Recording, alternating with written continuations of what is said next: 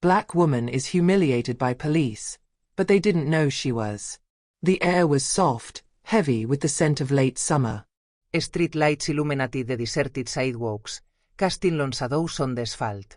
The distant rumble of traffic was softened by the cozy atmosphere of the neighborhood where the event was held.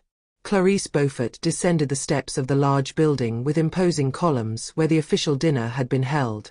The square was still alive with hushed conversations between magistrates, lawyers and senior officials, exchanging handshakes and calculated laughter. With a confident gait, she walked towards the valet who opened the door of his black sedan for her, a luxury car with sober and elegant lines. She got behind the wheel and gently closed the door, finally enjoying a moment of solitude after an evening of pompous speeches and influence games. She took off her pearl earrings and sighed, placing a hand on the steering wheel. She carried the weight of stairs constantly. The only black woman of the evening. The only one who had to prove that she deserved her place in every discussion, that she was there out of competence and not out of favor. She had gotten used to it, but the weight never really went away. She started the car and drove onto the avenue, leaving the official neighborhoods to reach her home. His neighborhood was not only wealthy, it was a symbol, an enclave of success where few people who looked like him lived. She knew that her existence here bothered some people. A woman like her had nothing to do in such a setting, some neighbors murmured behind polite smiles. But she was there. And she would stay there. The streets were quiet, bathed in an orange glow.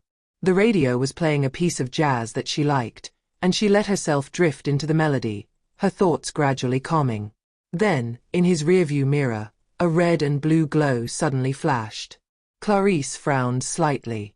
A police car had just appeared behind her, flashing lights on. His heart sank imperceptibly. She knew. She knew even before hearing the loudspeaker order. Right. Stop immediately. She knew how this was going to go. Because it wasn't the first time. With a silent sigh, she slowed down and pulled over. She turned off the engine and briefly put her hands on the steering wheel, savoring the few seconds of respite before what was to come. Outside, heavy footsteps were approaching. She slowly rolled down the window. 2 police officers came forward, flashlights trained on her. One of them, a white man with a hard face, leaned against the window with an air that had nothing benevolent about it. Your papers, ma'am. Clarice inhaled discreetly, remaining calm. She handed over her license and vehicle registration, documents in order, impeccably stored. The agent took them without a word, scrutinizing them under the light of his torch. The second police officer, younger, more nervous, approached in turn and said with a hint of suspicion, "Is this car yours?" It was always the same question. The one who betrayed everything. Clarice felt a bitter irony rising within her. She could have anticipated every step of this interaction. She knew they had no real reason to arrest him. They only saw a black woman in a luxury car and decided it didn't make sense. She took a measured breath and replied, her voice as calm as a sharp blade. "Yes, she is mine. Everything is in order." But that wasn't what they wanted to hear.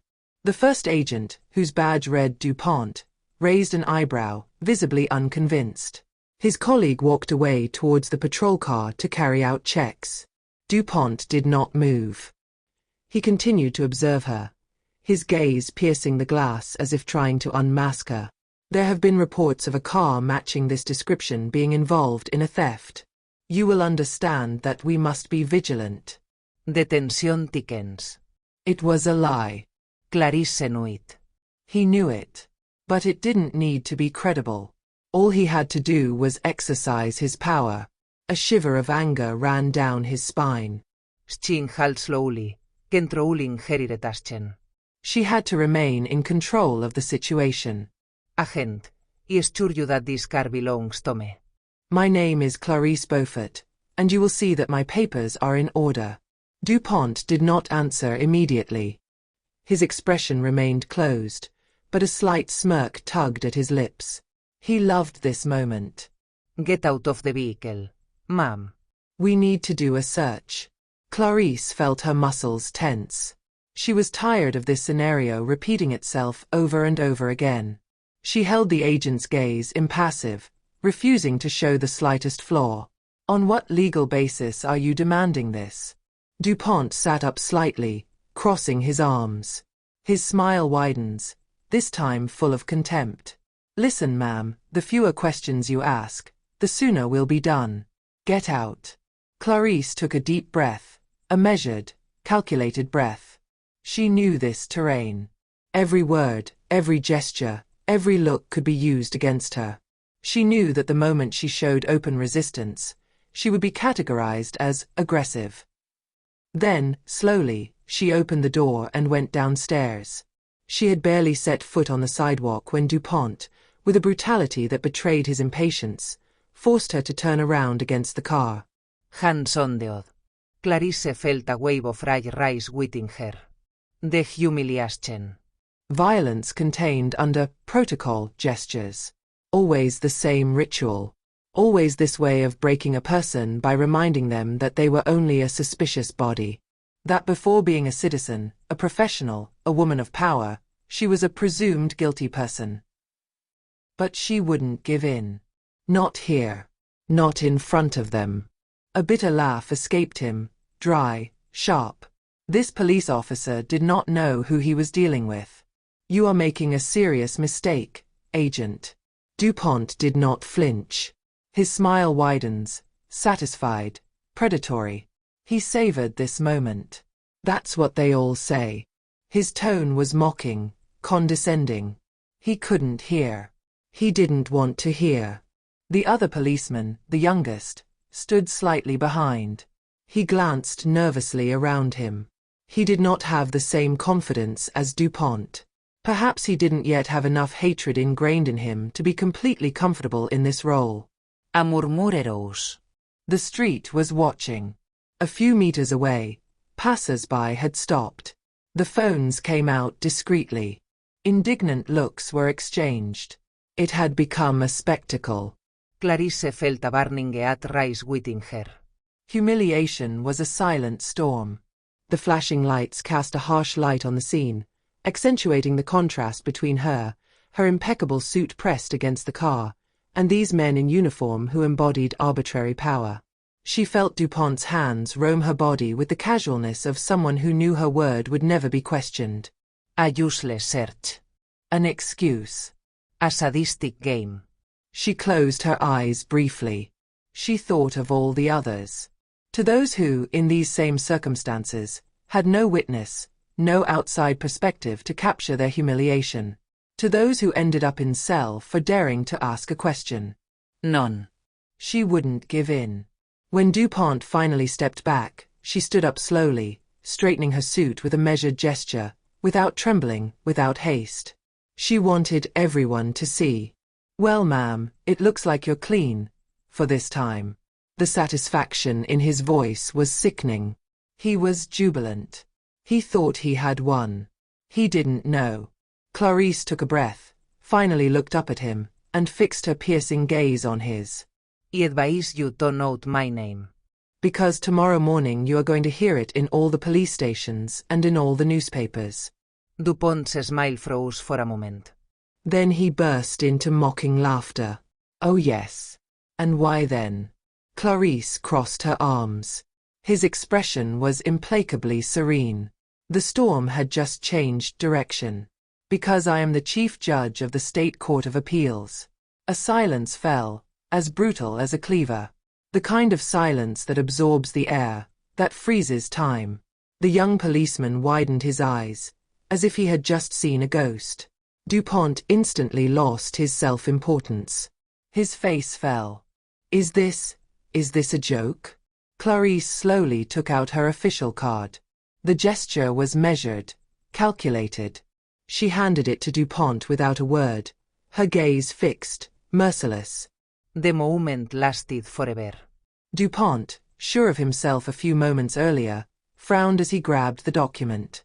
His eyes scanned the lines, and suddenly, his face drained of all color.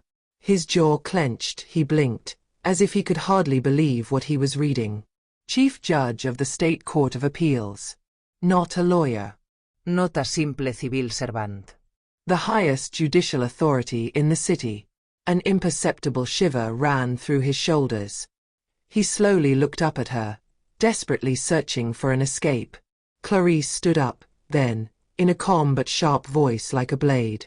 You have just arrested and humiliated the highest judicial authority in this city, Agent DuPont. And let me tell you, I'm not going to stop there. A murmurs shook the crowd. Some passers-by, until then simple spectators, exchanged stunned looks. Others continued to film, their phones trained on the scene. The young policeman, until then frozen in a mixture of indecision and worry, took a step back. His hands were shaking slightly. He understood. They all understood. The silence that followed was more deafening than the screams. DuPont tried to regain his composure. His mouth opened, but no sound came out. He had just committed an unforgivable mistake. Finally, in a strangled breath, Madame Judge. Clarice raised a hand, stopping him in his tracks. She wasn't finished. No, agent. No, Madame Judge now. His voice was icy calm. She took a step forward, and DuPont, this time, could not prevent the movement of retreat which escaped him. Tonight, I was just a black woman walking home. And you saw what you wanted to see. His sentence fell like a blade. DuPont opened his mouth to protest, but there was nothing to say. Nothing that could erase what he had just done. He knew it. The young policeman looked away. He seemed to understand something he never wanted to see before. The crowd no longer looked like a simple group of curious people. She had become a witness. Clarice took a deep breath, then turned on her heel. She had nothing left to prove. She got back into her car with calculated slowness, closed the door and drove off without a backward glance. But the story would not end there. The next morning the storm broke out. Images from the scene made the front pages of newspapers, news channels and social networks. We saw her. She, pressed against her car. She, holding her badge in front of a pale police officer. She, leaving with dignity while his executioner realized the extent of his fault. The titles lined up. Police car light, a chief judge humiliated by the police during a racist check. Balance scale when the law itself becomes suspect, the scandal that shakes the judicial system. Loudspeaker, what if she hadn't been a judge? An arrest which highlights a worrying reality. The reactions were quick. Civil Rights Associations demanded exemplary sanctions. Lawyers, magistrates, politicians spoke. The hashtags #JusticeForClarice and #Systemic Racism exploded on Twitter. The media snatched up the videos filmed by passers-by, broadcasting DuPont's arrogance and the sudden turnaround of the situation. And meanwhile, DuPont was in free fall. At dawn, his superior summoned him. Temporary suspension. Disciplinary investigation. The police communications department tried to contain the crisis. But how can we justify the unjustifiable? How can we explain that without her status, Clarice would have been just another invisible victim? Clarice knew that this matter was bigger than her. It wasn't just his humiliation. It was that of all those who, every day, without a badge or camera to protect them, experienced this violence in silence. So that morning, she made a choice. She wouldn't just denounce. She would fight this fight to the end. And this time, the whole world would be watching.